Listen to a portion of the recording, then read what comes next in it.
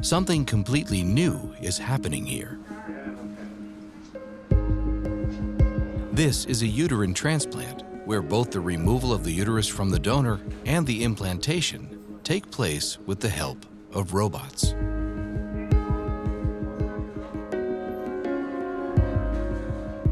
And the person in charge of this operation is Professor Mats Brännström. The impossible is probably possible. By persistence and systematic studies, you can actually show things which people don't believe in.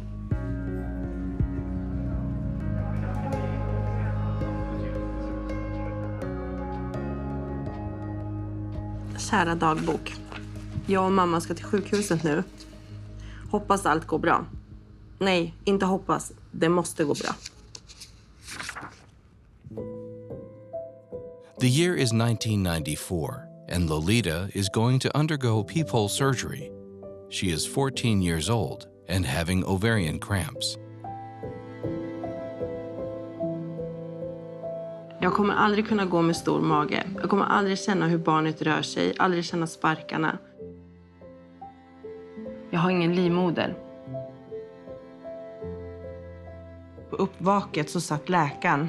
Jag kommer ihåg att jag frågade honom rakt ut, så jag kommer aldrig kunna få barn. Nej, sa han. Och då, från den dagen så var jag trasig.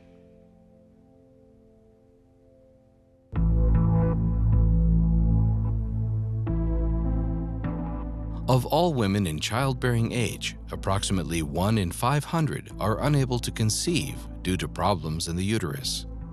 Lolita was born with Meyer-Rokitansky-Kuster-Hauser syndrome, in which a woman can have ovaries, but the uterus is often not fully developed or is even completely missing. Jag känner mig som ett missfoster. Jag känner mig äcklig. Jag förstår inte varför min mamma inte fick missfall. Man blir så inpräntad med att man ska kunna få barn, att alla ska få barn. Man ska få mens, och det vart inte så med mig.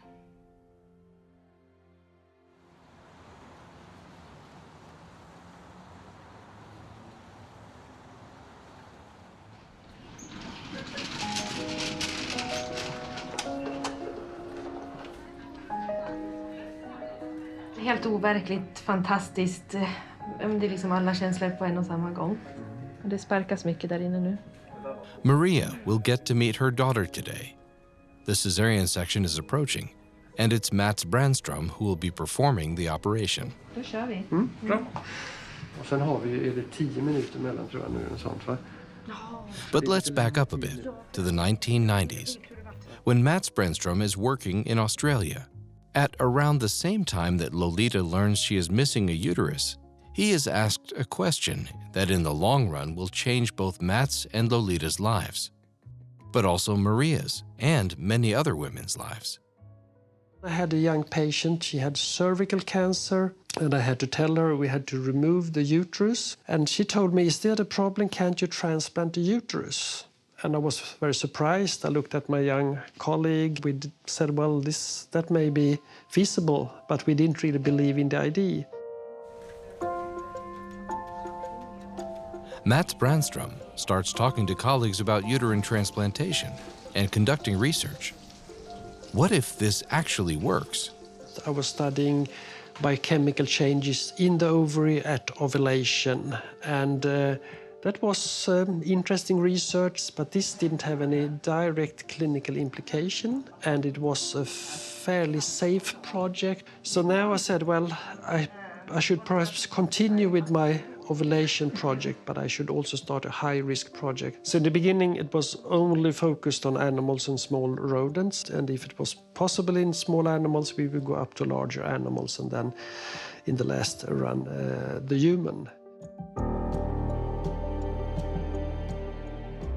Mats Brännström and his colleagues are trying to develop techniques for transplanting uteruses from mice and rats. But Lolita does not know that hope is approaching. She tries to handle new challenges when her one sister has children. Min systers barn är ju de barnen jag aldrig skulle få. Fast det har varit jättetufft. Och det har varit med tårar jag har hört dem säga mamma till allting när de börjar. Eller se hennes mage växa. Och på något sätt så var det en flykt för mig. Att just när det var som jobbigast att liksom okej, då går jag och dagdrömmer om det här. Då var jag gravid och jag var mamma och jag var världens bästa. Snälla, jag ber av hela mitt hjärta. Snälla, gör så att läkarna kan göra mig frisk. Att jag kan få en livmoder som mitt barn kan leva i, växa i. Jag ber dig.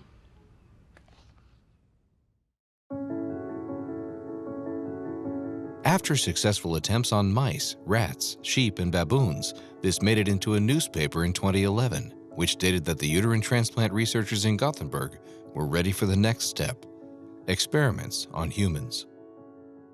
Det var ingenting att de sökte människor eller någonting. Inga kontaktuppgifter, ingenting. Utan bara information att nu har vi kommit så här långt. Och då hittade jag mejladressen till hans sekreterare. Så då mejlade jag och frågade hur ska jag göra för att få en livmoder. So the idea that at first seemed crazy led to 14 years of research on animals. And after many long conversations, Lolita becomes one of 9 women who will participate in Matt's first attempt in humans. But those who are participating must find their own donor. The donor should either be within your family and could be your mother or older sister or other relative or friend, and they should have given birth and should not have any systemic diseases.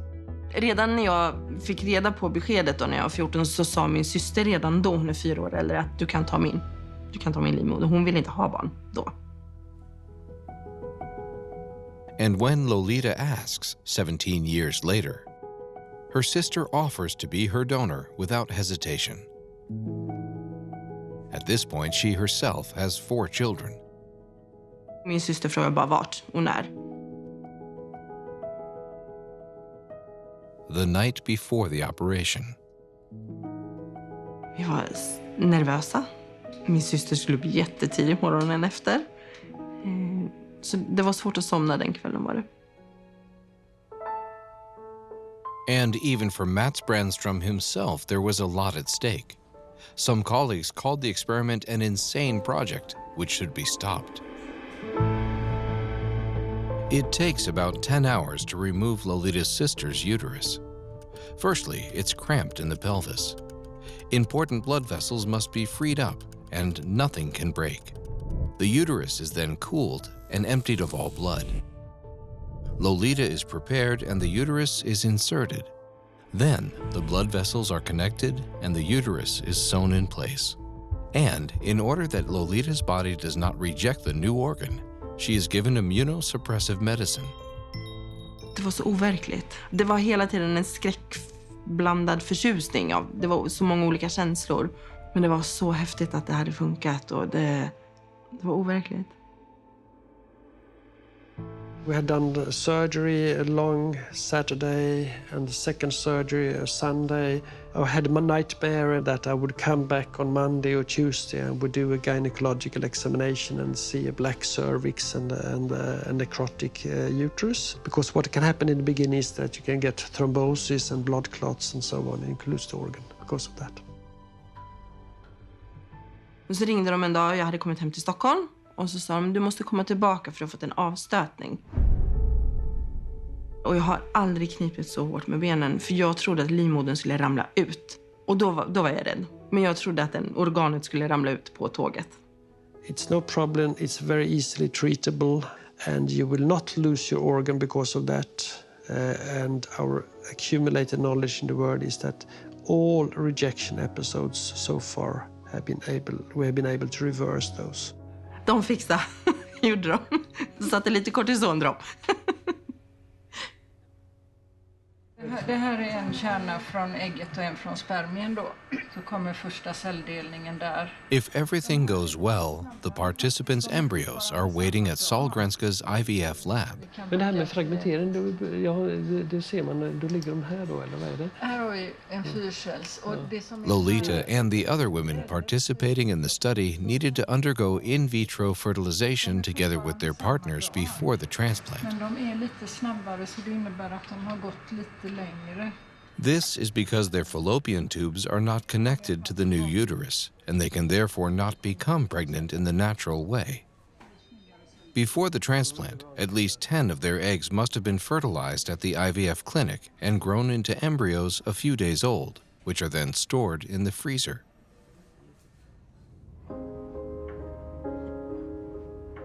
As many as 7 out of 9 transplanted uteruses went well.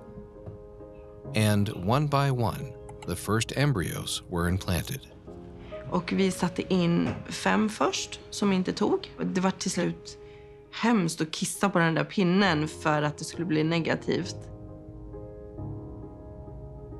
Men sen så var detta. Det var 2 streck där. Vad var det?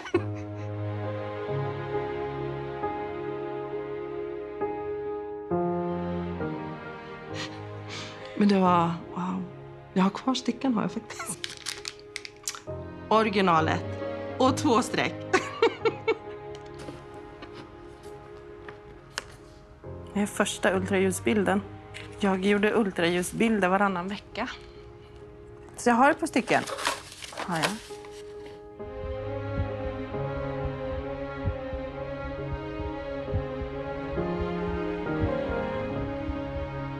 While Lolita's stomach is growing, the worry is still present. What if it doesn't work all the way to the end? She'll only have this one chance with her sister's womb, as it would turn out. Meanwhile, it was time for birthing for one of the other women in the study.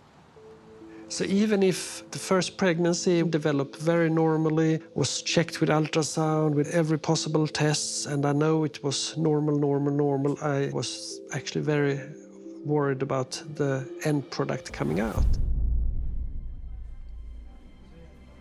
But it did go well. 6 of the 9 women who took part in the study had children. The first children ever to come from transplanted wombs. All delivered by cesarean section. Like we see here, finally, Maria and her husband get to meet their daughter.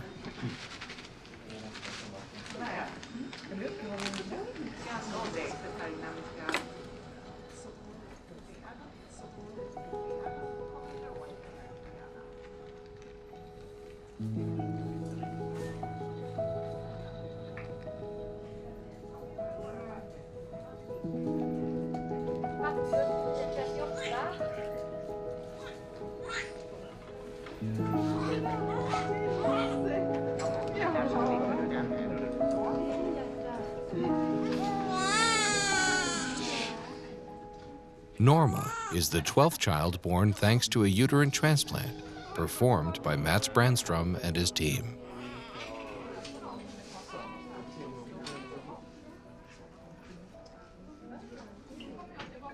But the transplanted uteruses are only temporary. In the first study, we had said maximum 2 children or 6 to 7 years. That is because we know after 7 to 8 years there will be a drop in kidney function as a side effect of the medication.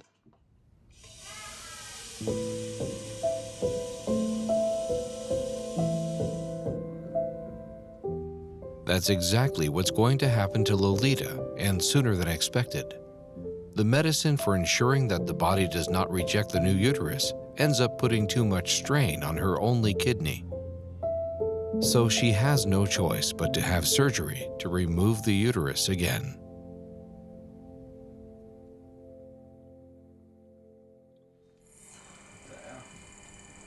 But at Sahlgrenska in Gothenburg, research is currently underway to avoid what happened to Lolita from happening to others. Så här ser vi då blodkärlen. Så sitter ju då äggstockarna här normalt sett. Men de har vi tagit bort nu. They want to create wombs that can be retained for life. Det här är ju livmoder från ett får. Det är ungefär samma storlek som en människas livmoder. Och så nu kopplar vi på blodkärlen. Det är ju genom kärlen som vi pumpar igenom de här olika kemikalierna, det här tvättmedlet så att säga, för att då skölja bort cellerna från ett donerat organ. The plan is to remove all of the cells from a donated uterus. What remains is a uterine shell on which the recipient's cells can then grow. When the uterus is then transplanted, it is recognized as a body's own organ, and immunosuppressive drugs are therefore not needed. In this way, the uterus can be maintained for the rest of a person's life. So far, and still, this is a research project.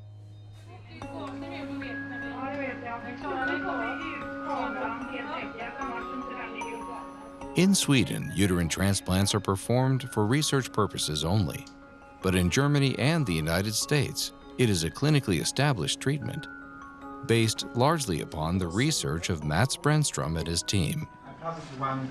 You were going to talk to the nurse. Yeah, I didn't know who it was, so I didn't want to bother them. Today, they have a large group of American surgeons visiting from Baylor College of Medicine in Houston, Texas, when Mats and the team are the first in the world to do a uterine transplant where both the removal and insertion are done with the help of a robot. So they're looking for the uterine here, which they have not found yet. Man kan tänka sig att man krymper ner mina händer till 10 mm. Härifrån till 10 mm. Så att jag har små pyttehänder som gör saker med en handleds förmåga att röra sig. With a robot operation, it is possible to make complicated movements in cramped spaces. Because a smaller entry hole is required, and because the robotic instruments are more gentle, this will not have as tough an impact on the donor, and the recovery time will be faster. We think this is time now to put this into the clinical arena as a clinical treatment. In Sweden, our public health covers expenses for other reasons to infertility, and I think it would be the right for these women born without a uterus also to get an infertility treatment within the public health system. And we have proven that this is a very effective and a safe kind of treatment. According to a calculation from 2021, the bill lands at approximately 750,000 crowns per transplant. Of course, this is an expensive procedure, but then you have to count on that you may get 1 or 2 children out of those. You will increase the quality of life a lot for the infertile couple. So I think in the long run, it's not so much money. Kära dagbok. Varför just jag? Vad straffas jag för? Vad har jag gjort? Jag som så gärna vill ha barn kan inte ens få. Tänk att hålla i ett barn och veta att det är sitt. Today, Lolita has no uterus. But she still got to have the transplanted uterus from her sister long enough.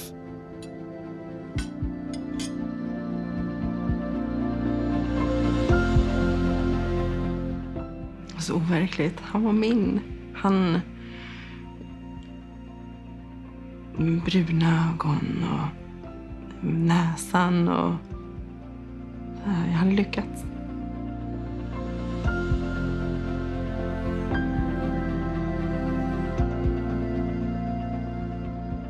Of course, I'm very happy for what I and the team has achieved. Sometimes I said perhaps I should stop the project, but it was like a little snowball getting bigger and bigger, and after some time it was impossible to stop. I have to see the end, and the end was not a crash, but the end was good. And the big reward is when you get the messages from the families with children and you actually understand how much joy you have given this family.